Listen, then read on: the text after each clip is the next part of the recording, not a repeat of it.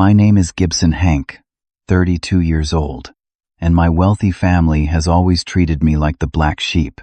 When I saw the group text about our annual cruise vacation, I felt a spark of hope that maybe we could finally reconnect. That spark died when I texted asking to join them. My brother, Maxwell's response? This cruise is for successful people, no failures allowed. What they didn't know was that I owned something they desperately wanted. Before I continue this story, let me know where you're watching from in the comments. While you're at it, hit that like and subscribe button if you want to hear more stories about family karma. Growing up in the Hank family meant one thing above all else. Achievement was the only currency that mattered. My father, Thomas Hank, built his investment firm from scratch and turned it into a powerhouse on Wall Street. He measured everyone, including his children, by their financial success and social standing. Nothing less than excellence was acceptable in our household. My mother, Eleanor, came from old money and cared deeply about maintaining appearances. She was the queen of the Manhattan social scene, hosting charity galas and sitting on museum boards. While my father demanded financial success, my mother required social grace and connections. Together, they created an environment where every action was scrutinized and judged. Maxwell, my older brother by 3 years, was the golden child from day one. He had our father's sharp mind for business and our mother's social intelligence. He graduated top of his class from Princeton, then Harvard Business School, before joining our father's firm. By 30, he was already managing his own division and appearing in business magazines. 30, under 30 lists. Maxwell never let anyone forget his achievements, especially me. My sister Adriana chose medicine instead of finance, becoming a renowned cardiothoracic surgeon. While she didn't follow directly in our father's footsteps, her prestige in the medical community satisfied our parents' expectations. Adriana generally stayed neutral in family conflicts, focusing on her career rather than getting involved in the constant competition between Maxwell and me. Then there was me, the family disappointment. School was always a struggle. Words seemed to jump around on the page. Numbers transposed themselves.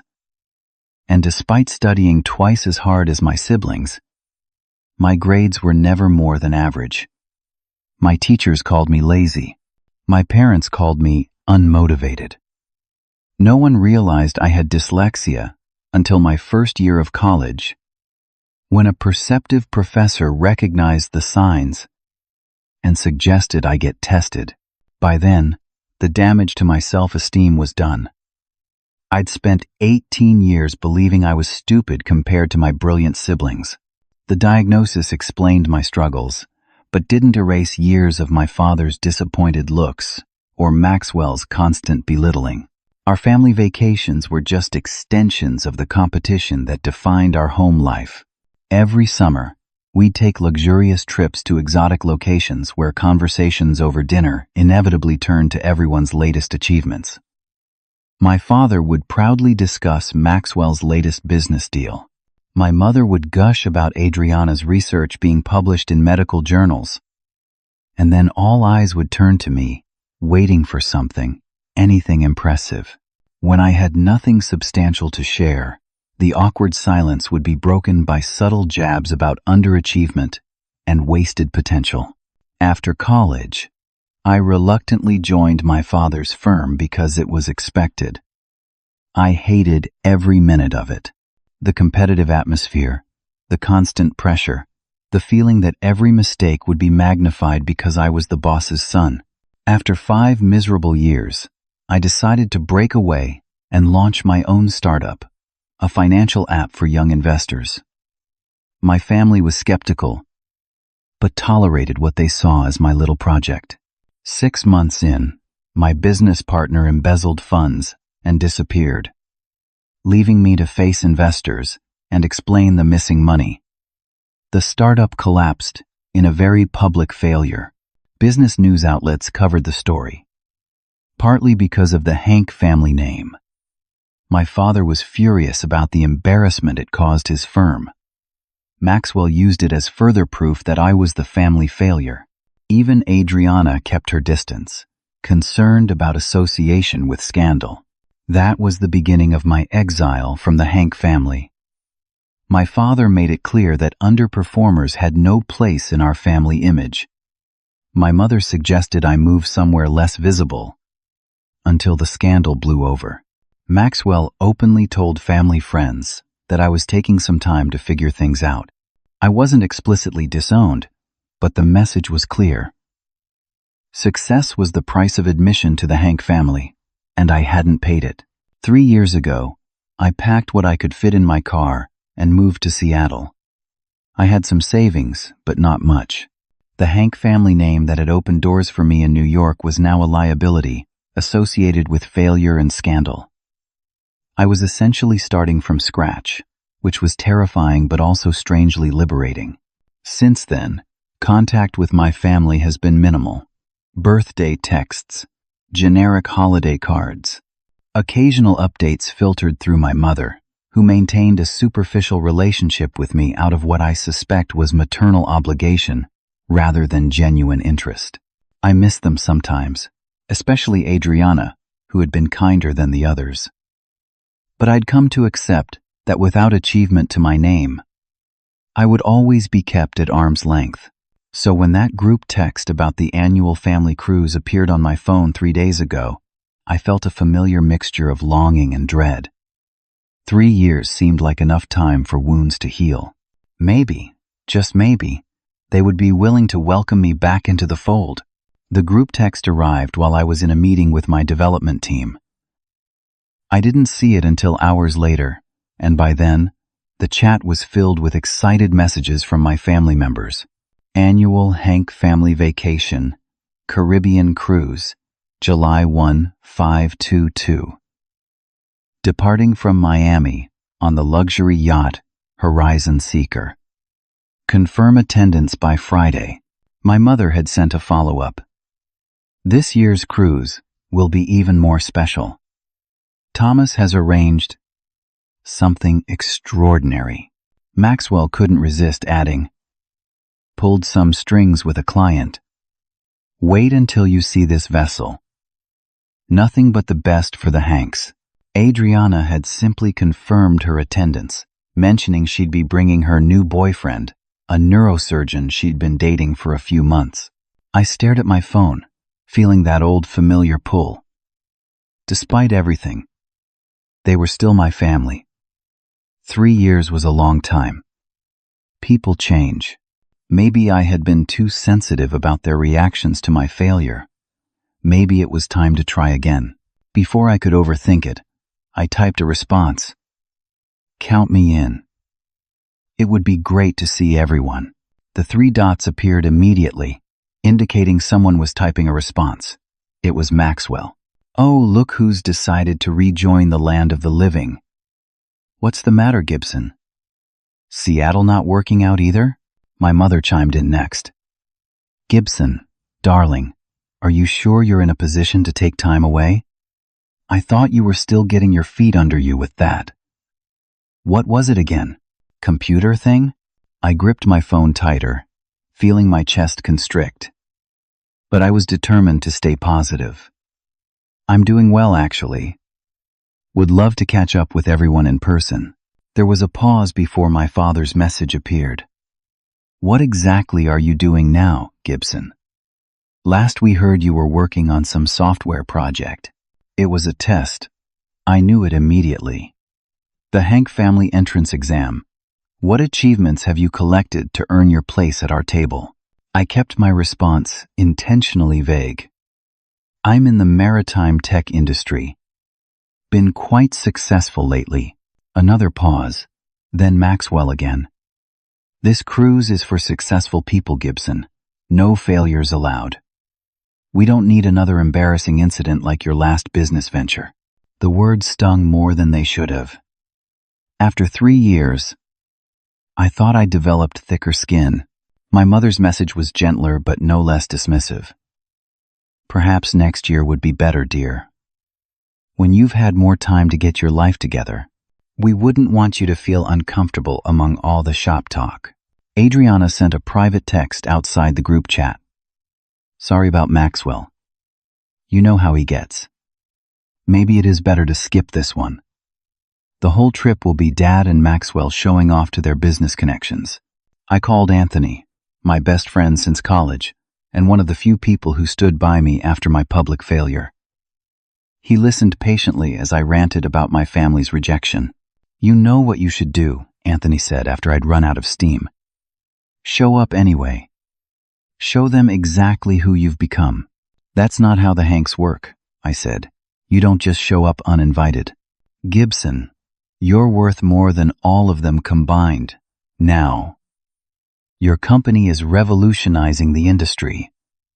You have every right to be there. I don't want to flaunt my success, I said. If they can't accept me without the money and status, then what's the point? The point is standing up for yourself, Anthony pushed back. You've spent your whole life letting them define your worth. Time to flip the script. I rubbed my temples, feeling a headache coming on. Even if I wanted to, the cruise is on an exclusive chartered yacht. I can't exactly buy a ticket. There was a pause before Anthony spoke again. About that. Don't you find it interesting that your family is chartering the Horizon Seeker? What do you mean? The Horizon Seeker is one of the vessels in the Vista Marina fleet, Anthony said slowly, the company you acquired 3 months ago. The realization hit me like a thunderbolt. In our recent expansion, we'd acquired a luxury yacht charter company. I'd been so busy with the software integration aspects that I hadn't paid much attention to the actual fleet. Are you saying? I'm saying that your family has chartered a yacht that you technically own, Anthony finished. Interesting coincidence, don't you think? A plan began forming in my mind. It was petty, perhaps. Beneath me. Possibly. But after years of being treated as less than, the temptation to show them exactly who I'd become was too strong to resist. Anthony, I said slowly, I think I need to personally ensure that the Horizon Seeker's maiden voyage under our management goes perfectly. Anthony's laugh was all the encouragement I needed. Later that night, I sat on the balcony of my Seattle penthouse, looking out at the water of Puget Sound, thinking about what I was about to do. Part of me felt childish for needing to prove myself to my family. Hadn't I moved past seeking their approval? But another part recognized this wasn't just about approval.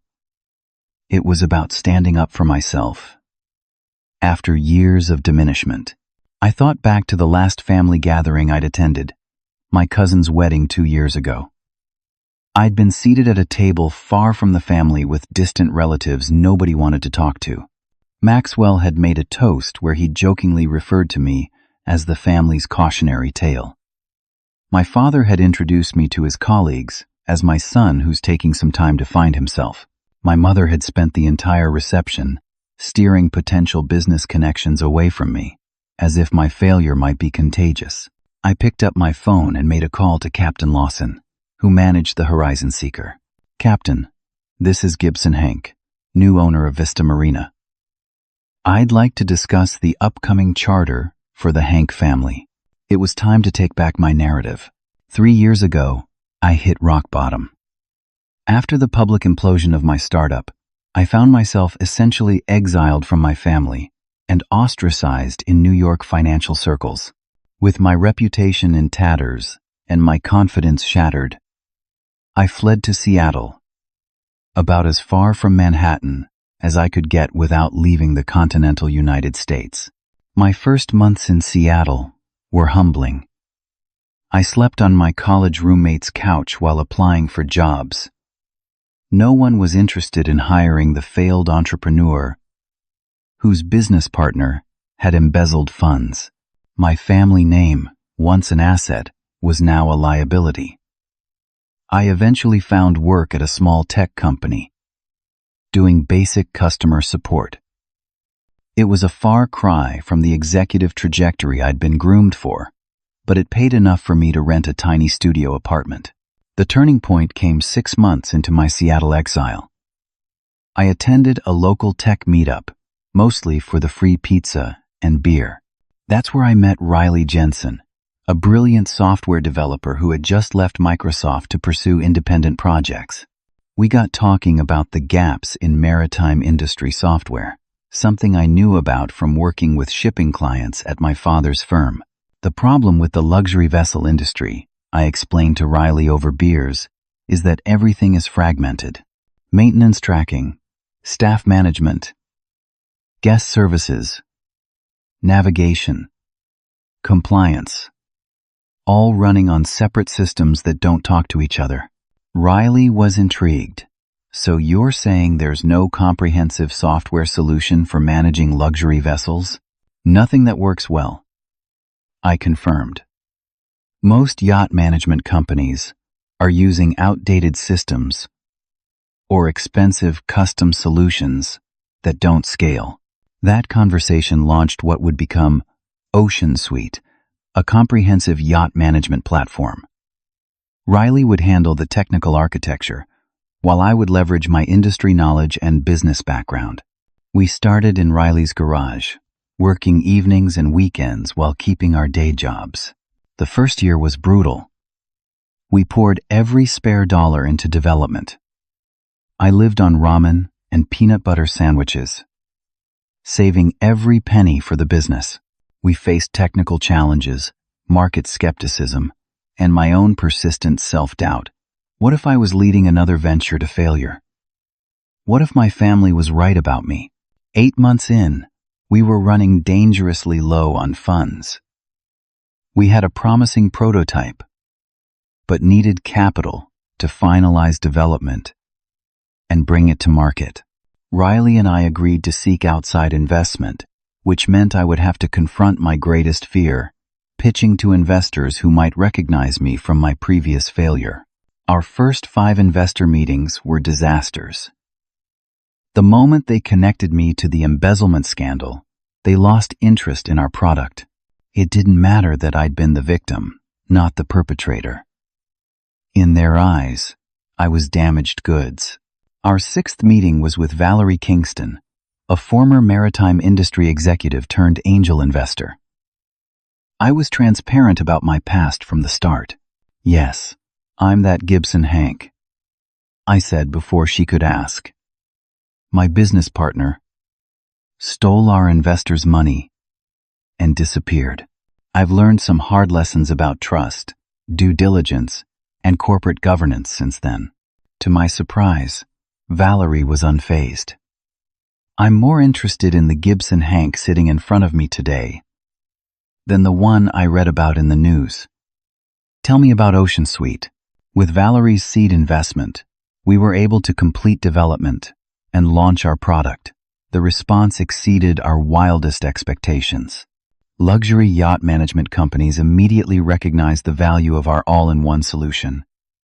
Within 6 months, we had signed contracts with 3 of the top 10 yacht management firms in the world. As word spread about our product, investors who had previously rejected us came knocking. We carefully selected strategic partners who could help us expand globally.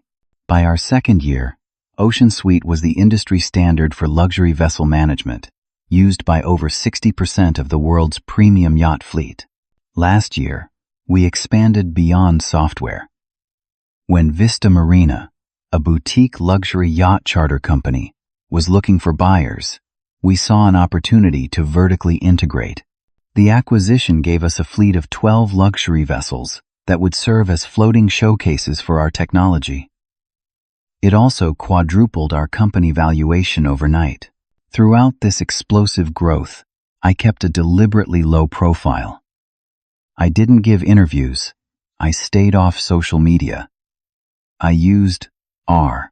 Gibson Hank on all corporate documents, making the connection to the Hank family less obvious. Part of this was strategic. Most of our clients didn't know I was connected to Thomas Hank, which allowed us to compete directly with firms that used my father's investment services. But mostly, I wanted to succeed quietly, on my own terms, without the shadow of my family name. By the time my family was planning their annual cruise, I was worth more than my father and brother combined. Ocean Suite had revolutionized maritime operations, and our recent acquisition of Vista Marina had made headlines in the industry press. Yet I still hadn't told my family about any of it. Their assumption that I was still struggling, still finding my way, had gone uncorrected. Why hadn't I told them? The question had been nagging at me for months. Was I waiting to be even more successful? Was I afraid they would somehow take credit for my achievements? Or find ways to diminish them? Or was I holding on to my success like a secret weapon, waiting for the perfect moment to reveal it? The truth was complicated. Part of me wanted to prove them wrong, to force them to acknowledge that they had misjudged me. But another part feared that even this level of success wouldn't be enough to earn their respect. What if I told them everything I'd accomplished, and they still found ways to criticize or minimize it? There was also the uncomfortable question of whether their validation even mattered anymore. I had built a successful company without their support or connections. I had loyal friends, employees who respected me, and investors who believed in my vision. Did I still need my family's approval? The Horizon Seeker, the yacht my family had chartered for their cruise, was the newest addition to our fleet. We'd acquired it in the Vista Marina purchase and had spent the last 2 months refitting it with our Ocean Suite technology. It was scheduled for its first charter under our management in July, which perfectly coincided with my family's vacation. As I prepared to board the private jet to Miami, I felt a mix of emotions. Nervousness about confronting my family after so long, anticipation about revealing my success, but mostly a quiet determination to finally stand up for myself and change the dynamic that had defined our relationship for decades. Whatever happened on that yacht, one thing was certain. The Gibson Hank who would step on board was not the same man who had left New York in disgrace 3 years ago. I arrived in Miami a day before my family was scheduled to board the Horizon Seeker. The July heat hit me like a wall as I stepped out of the air-conditioned terminal. A driver was waiting to take me directly to the marina, where Captain Lawson had arranged for my early arrival to remain confidential. Mr. Hank, Captain Lawson greeted me at the dock with a firm handshake. A tall, weathered man in his 50s with salt and pepper hair. He had the quiet confidence of someone who had spent decades at sea. Welcome to the Horizon Seeker. Thank you, Captain. And please, call me Gibson. Of course, Gibson. Your instructions were quite specific. None of the crew knows you're the owner, as requested. I nodded, appreciative of his discretion. And my family's arrival tomorrow? All arrangements have been made according to their specifications. They'll be arriving at 1100 hours. Captain Lawson gave me a tour of the vessel, a 120-foot superyacht that was the crown jewel of our newly acquired fleet. The Horizon Seeker featured 6 luxurious staterooms, a spacious main salon, formal dining area, sky lounge, and multiple deck spaces for entertaining. The interior was a masterpiece of contemporary design, with exotic wood finishes, marble countertops, and custom furnishings. We've implemented all the Ocean Suite systems, Captain Lawson explained, as we toured the bridge. Entertainment, climate, security, navigation all integrated and optimized. The crew has been trained on the platform, though they don't know you developed it. I ran my hand along the sleek control panel. This would be the first real-world test of our complete integration, with my family as the unwitting guinea pigs. The irony wasn't lost on me. What did my father specify for the voyage? I asked. Captain Lawson consulted his tablet. Mr. Thomas Hank requested the premium experience package. Michelin-starred chef. Premium wine selection. Daily excursions. water sports equipment, the works. He was quite specific about wanting the best of everything. Of course he was. My father never settled for less than the absolute best. It was a philosophy that had built his fortune and destroyed our relationship. I want you to exceed every expectation, I said. Whatever they've asked for, go above and beyond. Money is no object. The captain nodded. Understood. And how would you like us to handle the revelation tomorrow? When should the crew acknowledge you as the owner? I considered this carefully. Let them settle in first. Wait until they've had time to inspect the yacht and approve of everything. I want them fully committed to the experience before they know who's providing it.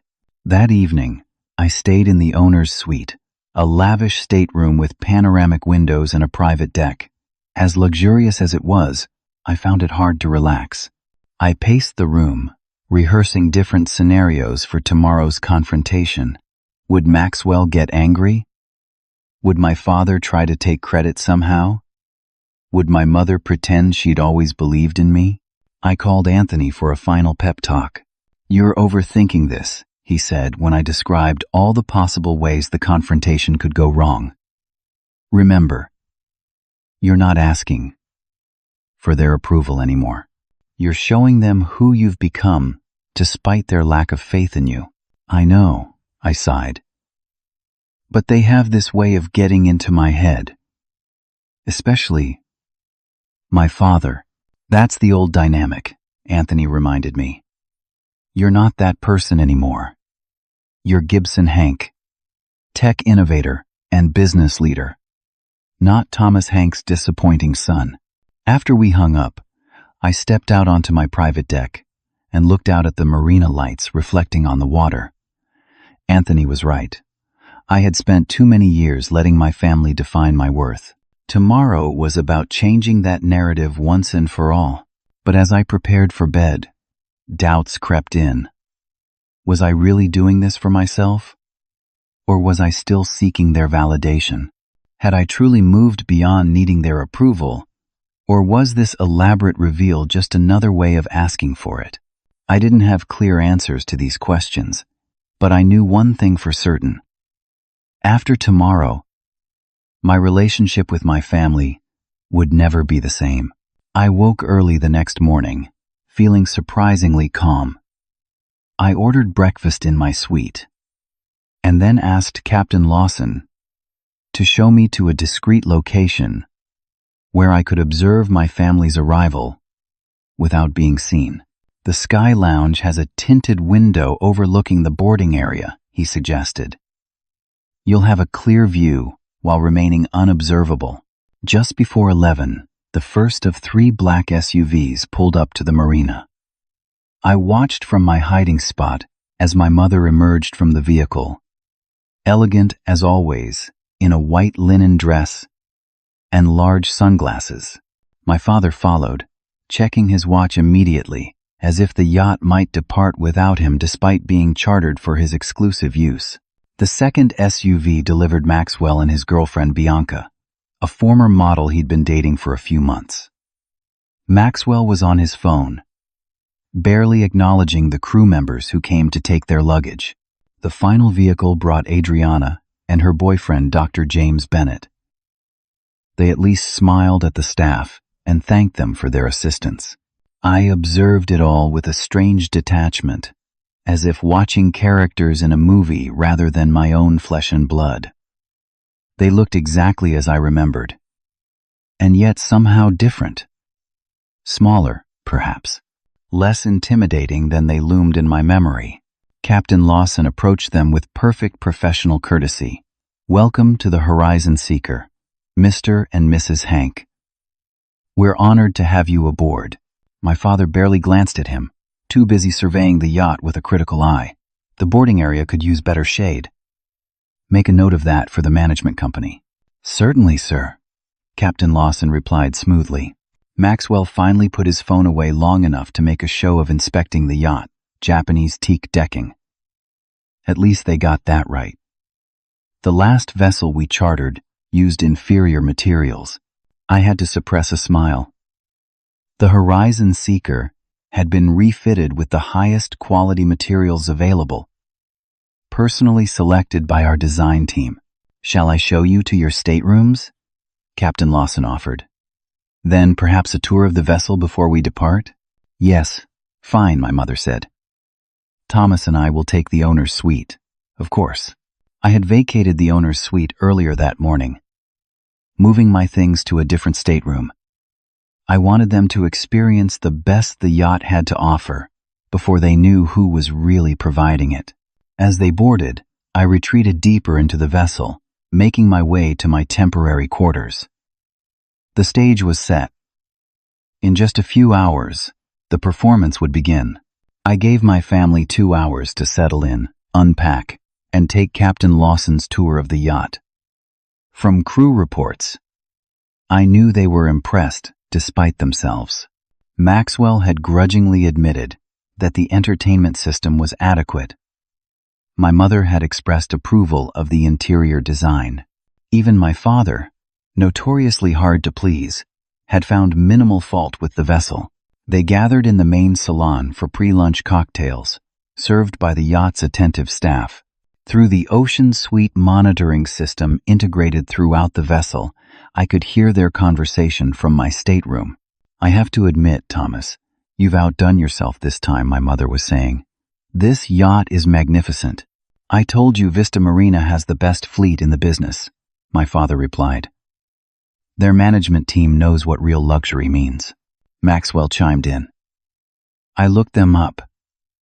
Relatively new company. They were acquired recently by some tech firm.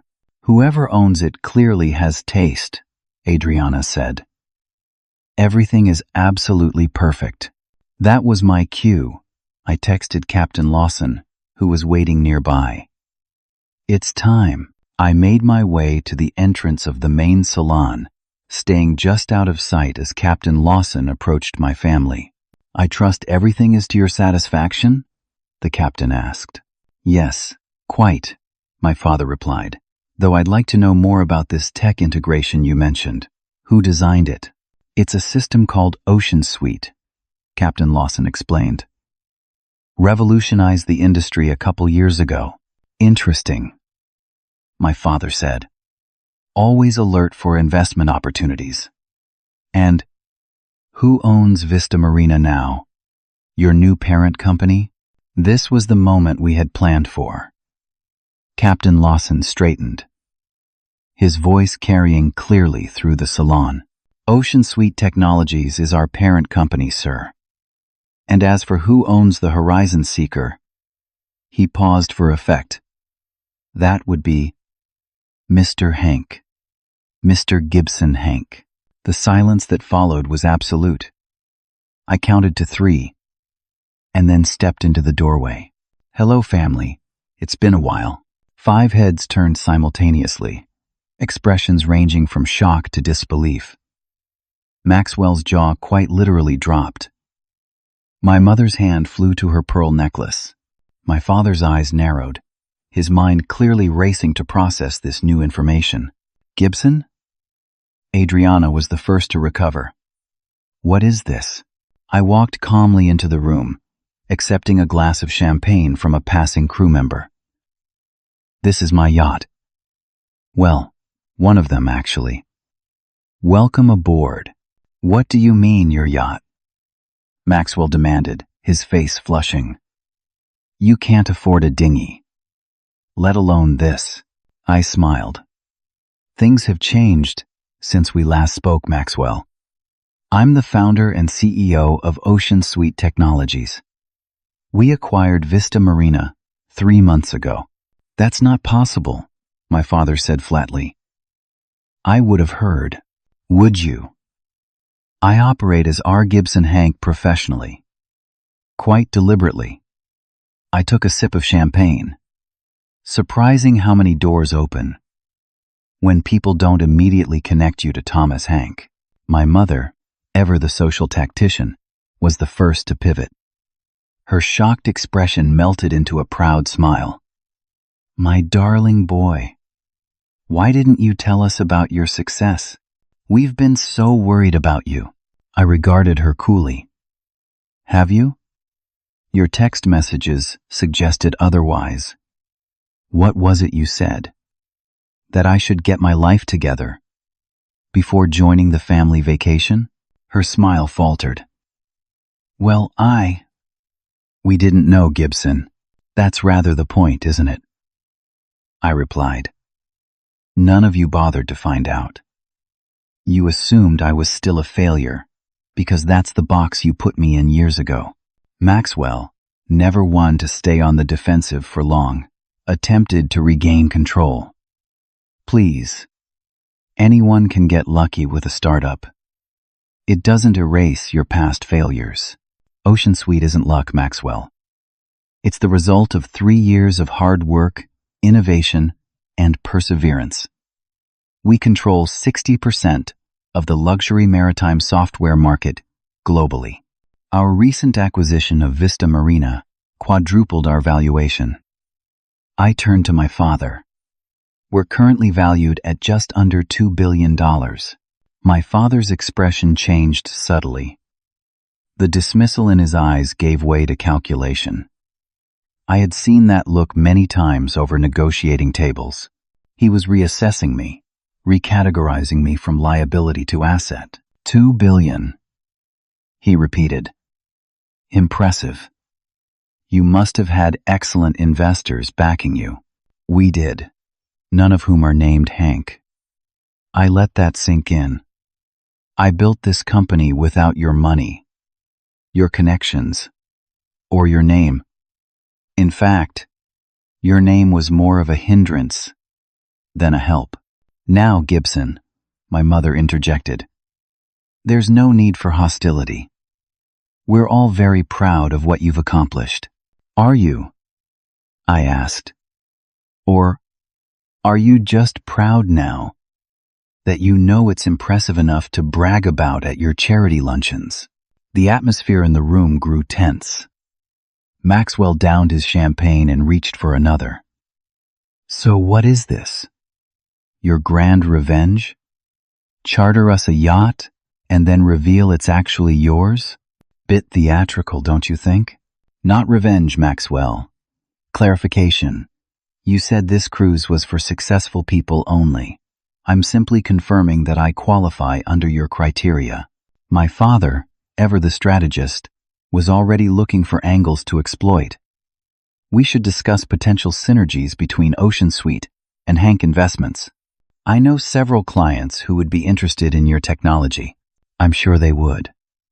Unfortunately, our dance card is quite full at the moment. I set down my glass, but we can certainly discuss it later. Right now, I believe lunch is about to be served.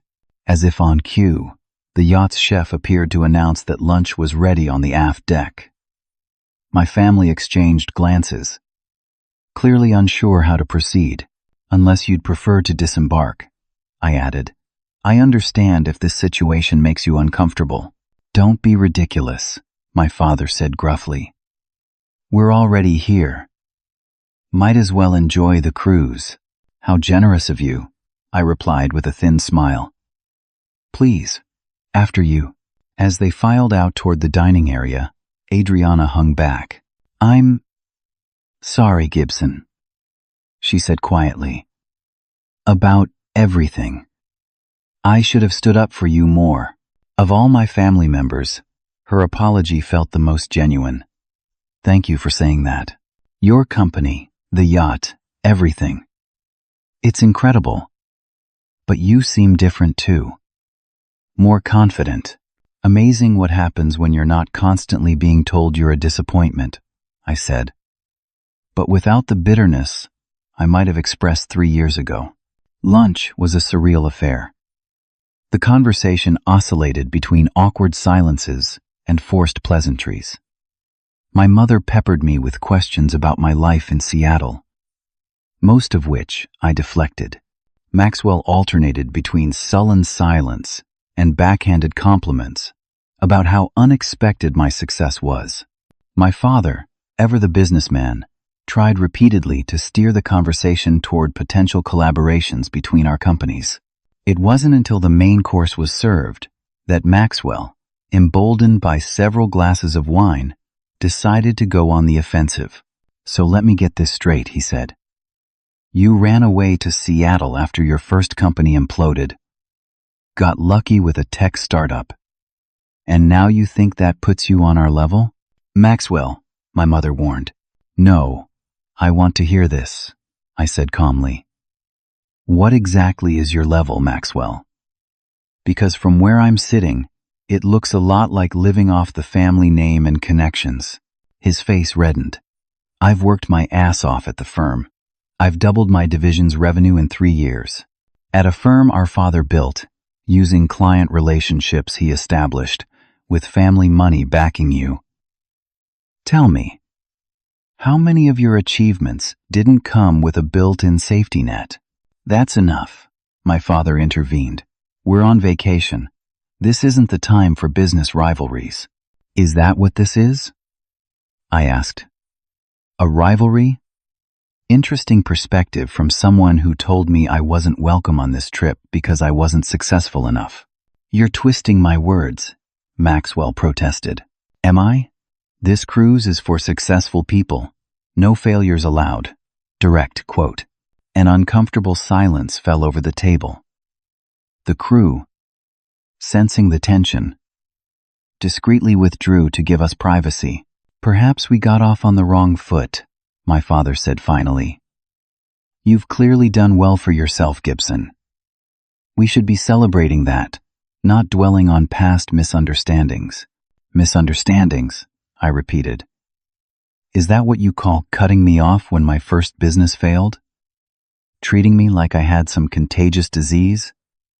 Excluding me from family functions?" "You're exaggerating," my mother said. "We never cut you off." "Really? When was the last time any of you called just to see how I was doing? Not to check if I was successful enough to be acknowledged, but just because I'm your son and brother?" None of them could answer that. "I thought so," I said, rising from my seat. "Enjoy your lunch. We'll be departing for the Bahamas in 1 hour. If anyone would prefer not to continue with the cruise, the crew can arrange transportation back to shore." As I walked away, I heard my mother call after me, but I didn't turn back.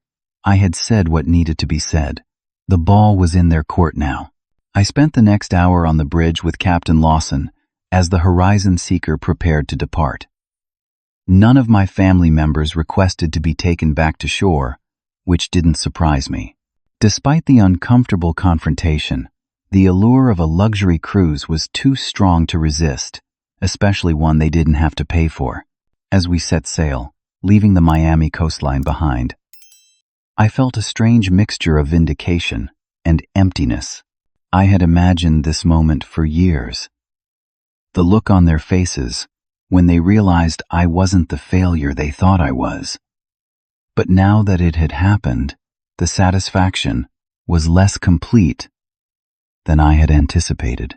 The sun was setting when Adriana found me on the upper deck, gazing out at the horizon.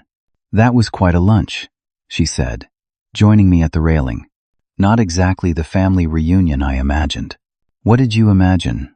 she asked. "That we'd all fall at your feet apologizing?" "No," I admitted. But I didn't expect Maxwell to double down and Dad to immediately look for ways to profit from my success either. Adriana sighed. "They're predictable, aren't they? But I am sorry, Gibson. I should have been a better sister when everything fell apart." "Why weren't you?" I asked, the question that had bothered me for years finally finding voice. "You knew I wasn't responsible for what my partner did." She looked down at her hands. "I was a coward. I was up for chief of cardiothoracic surgery, and I was worried that being associated with scandal might hurt my chances. It was selfish." Her honesty was refreshing after years of excuses and deflections from my family. "Thank you for that," I said. I appreciate the truth. Over the next 2 days, similar conversations unfolded with each family member, though not all were as productive as my talk with Adriana. Maxwell cornered me in the Sky Lounge on the second day of the cruise. You made your point, Gibson. You're successful now. Congratulations. But this whole surprise, I own the yacht stunt, was childish. Was it? Or was it childish to exclude me from a family vacation because you deemed me not successful enough to attend? He had no good answer for that. Look, the tech industry is hot right now. Anyone with a halfway decent idea can get funding. Don't act like you're some business genius. I laughed. You really can't help yourself, can you? You absolutely cannot acknowledge that I might be good at something, because you're doing this to spite me, to spite all of us, deliberately keeping us in the dark about your company. Did it ever occur to you that not everything I do is about you? I kept a low profile because I wanted to succeed or fail on my own terms, not as Thomas Hanks' son. So why reveal yourself now? Why this whole spectacle? Because you needed to understand something, Maxwell. My worth isn't determined by your assessment of it. Whether you think I'm successful or not is irrelevant to who I am. He stormed off after that, unable to concede even an inch of ground. Some things never change. My conversation with my father came during a fishing excursion on the third day. As we stood on the stern with our lines in the water, he finally addressed the elephant in the room. Your company, he began. Ocean Suite. The integration approach is innovative. Reminds me of what I did with Consolidated Wealth Management in the 90s. Of course, he would try to take credit, however obliquely. Is that right? I said neutrally. You get your business instincts from me, you know. The Hank acumen. It was only a matter of time before it showed itself. I reeled in my line, which had no bites. That's an interesting perspective, considering you spent most of my life telling me I didn't have what it takes. I was motivating you, he countered, pushing you to excel. Look at the results you got good enough to buy this yacht. I didn't need to be pushed, Dad. I needed to be supported. There's a difference, he scoffed. Support without challenge breeds mediocrity, and challenge without support breeds resentment. I countered. Do you know when I was diagnosed with dyslexia? My first year of college. All those years you called me lazy or stupid. I was struggling with an undiagnosed learning disability that seemed to catch him off guard. You never mentioned dyslexia. Would it have mattered? Would you have seen it as anything other than an excuse? He didn't answer, which was answer enough. I built Ocean Suite without your money, your connections, or your advice. I continued. If I have business instincts, they were forged in spite of your motivation, not because of it. We fished in silence after that, the conversation at an impasse. My mother took a different approach. She found me at breakfast on the fourth day, sliding into the seat across from me with a conciliatory smile. Gibson, darling, we need to clear the air. This tension is simply unbearable. What would you like to clear up, Mom? I've always believed in you, she said, reaching for my hand. I deliberately moved it away. Even when things were difficult, I told everyone my Gibson would find his way. That's not how I remember it, I said. I remember you telling me to move somewhere less visible after my startup failed. I remember you excluding me from the Christmas card photo that year. You're remembering it wrong, she insisted. I've always been your biggest supporter. Mom, I have the texts. I have the emails. I have years of evidence that contradicts what you're saying right now. Her expression hardened slightly. Well, what do you want from me, Gibson? A formal apology? Will that make you happy? I don't want anything from you, I said honestly. I just want you to understand that you can't rewrite history. We can move forward, but not if you pretend the past didn't happen."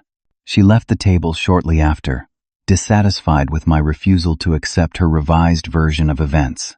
Surprisingly, it was my sister's boyfriend, James, who helped break the ice at dinner that evening. As a newcomer to the family drama, he asked innocent questions about my company that allowed me to speak about my work without the weight of past grievances. "The concept is fascinating," he said. "Integrating all these disparate systems into one platform. Did you encounter resistance from traditional maritime operators?" "Initially, yes," I explained, warming to the subject.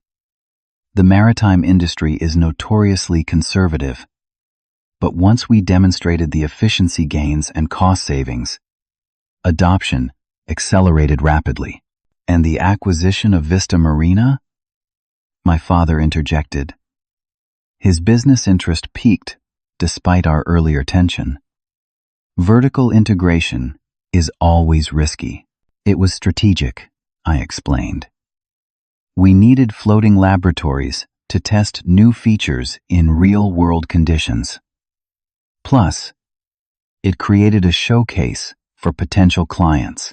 For the first time since I'd revealed myself as the owner, the conversation felt almost normal. We were discussing business as equals, not as father and disappointing son, but as two professionals with expertise to share. By the 5th day of the cruise, a new dynamic had begun to emerge. Maxwell remained distant, nursing his wounded pride. My father oscillated between genuine interest in my business and attempts to establish dominance. My mother tried repeatedly to gloss over past hurts with effusive praise of my current success. Adriana and I began rebuilding our sibling relationship on more honest footing. That evening, as we anchored near a pristine Bahamian island, I called the family together in the main salon. "I want to clarify something," I began. "This cruise was chartered by you for your vacation. The fact that I own the yacht doesn't change that. This is still your family trip." "How generous of you," Maxwell muttered. I ignored him. "But if we're going to spend a week together on this vessel, we need some ground rules." "Ground rules?" my father repeated, eyebrows rising. "What kind of ground rules?" "Mutual respect, for starters," I said. "No more dismissive comments about my business or success. No more attempts to rewrite the past." "That seems fair," Adriana agreed quickly. "And in return," I continued, "I'll stop bringing up old grievances. We'll focus on the present and potentially the future." My father nodded slowly. "Acceptable terms." "Good," I said. "Because tomorrow, we're docking at a private island for a beach day, and I'd rather enjoy it without all this tension." It wasn't forgiveness, exactly. It was more like a truce, but it was a start. 1 week after our departure from Miami, the Horizon Seeker made its way back to port. As I stood on the upper deck, watching the coastline grow closer, I reflected on how much had changed over the course of our voyage, not just in the past week, but in the 3 years since I'd left New York. The family dynamics had shifted in ways I never anticipated. Some relationships had begun to heal, while others revealed themselves to be perhaps beyond repair. Adriana and I had reconnected most successfully. Without the constant pressure of our parents and Maxwell's competitive nature, we rediscovered the easy companionship we'd shared as children. On our last night at sea, she confided that she'd been considering leaving her high-pressure position for a teaching role at a medical school. "Dad will hate it," she admitted. "But seeing how you've built your own path has made me reconsider what I want versus what's expected of me." I felt proud that my stand had inspired her to consider her own happiness above family expectations. My younger cousin Tyler, who had joined us midway through the cruise, also sought me out frequently. At 22, he was feeling the same pressures I had at his age to follow the prescribed Hank family path. "I don't want to work at the firm," he confessed during a snorkeling excursion. "I want to study environmental science. But Uncle Thomas says it's not a real career." I encouraged him to follow his passion rather than family tradition, offering to help however I could. It felt good to potentially break the cycle for the next generation. My father remained more complex. As the cruise progressed, he oscillated between genuine interest in my business achievements and calculating attempts to leverage my success for his own benefit. During our final dinner at sea, he proposed a formal partnership between our companies. "Hank Investments could provide capital for your expansion," he suggested, "and you could give our clients preferential access to your technology." "I appreciate the offer," I said carefully, "but we're doing quite well with our current investors. They believed in us when we were just starting out." He took the rejection better than I expected, though I could see the calculation behind his eyes hadn't stopped. Thomas Hank never gave up on a potentially profitable connection, but for the first time, I felt I was negotiating with him as an equal, not as a supplicant seeking his approval. Maxwell proved the least receptive to change. His pride had been too deeply wounded, his identity too caught up in being the successful son compared to my failure. Even as the cruise concluded, he maintained a cool distance, making occasional cutting remarks when he thought I wouldn't notice. I realized that his validation was something I might never receive, and, more importantly, something I no longer needed. My mother adapted in her own way, quickly revising her narrative to one where she had always seen my potential and was so proud of what her son had accomplished. When I called her out on this revisionist history, she seemed genuinely perplexed by my insistence on accuracy. In Eleanor Hank's world, reality was malleable, always conforming to the most socially advantageous version of events. As we docked in Miami, I had come to an important realization. My family's approval had been the driving force in my life for too long. The past week had shown me that while their respect could be earned through success, their love was conditional in a way I wasn't sure could ever be healthy. Captain Lawson approached as the crew prepared for disembarkation. "Everything meet your expectations, Mr. Hank?" "Above and beyond, Captain." The maiden voyage of the Horizon Seeker under our management was a complete success. "And the personal mission?" he asked discreetly. I smiled. "Educational. Not entirely what I expected, but valuable nonetheless." After my family departed, I stayed behind to meet with my executive team, who had flown in to debrief about the yacht's performance. Riley was particularly excited about how the integrated systems had functioned. "The data we collected will help us refine the next software update," they explained. "The real-world testing environment was invaluable, so my family served a useful purpose after all," I joked. "Speaking of family," Riley said hesitantly, "did you get what you needed from this? Was it worth it?" I considered the question carefully. "I got clarity," I said, finally. Not validation, not the unqualified apology I might have wanted, but something more important. I realized I don't need their approval to know my worth. That evening, after my team departed, I sat in my hotel room, overlooking the Miami waterfront. I scrolled through my contacts and began composing a text message. "Thank you for being part of this cruise. I'm planning a smaller gathering next month at my place in Seattle. More casual, just family who want to genuinely reconnect. Let me know if you'd like to be included." I sent it to Adriana, my cousin Tyler, and after some hesitation, my parents. I deliberately excluded Maxwell. I wasn't ready to subject myself to his negativity again so soon. If he could demonstrate some growth, perhaps there would be room for him in the future. The responses came quickly. Adriana and Tyler immediately accepted. My mother sent an effusive, "Absolutely, darling." My father, ever the businessman, asked if we could schedule it around a conference he was attending in Portland. 3 years ago, I had left New York as a failure in my family's eyes. I had measured my worth by their assessment and found myself wanting. Now, as I prepared to return to Seattle, I understood that true success wasn't about proving them wrong or winning their approval. It was about building a life that reflected my values, surrounded by people who supported me regardless of my achievements. I had spent so many years trying to earn a place at the Hank family table that I hadn't realized I could build my own table, one where acceptance wasn't contingent on balance sheets or impressive titles. So here's what I learned, and what I want to share with you. Your worth isn't determined by other people's assessment of it. Success isn't measured by someone else's yardstick. And sometimes, the family you create through friendship and mutual respect is more valuable than the one you're born into. Have you ever had to prove yourself to family members who underestimated you? How did you handle it? Let me know in the comments below.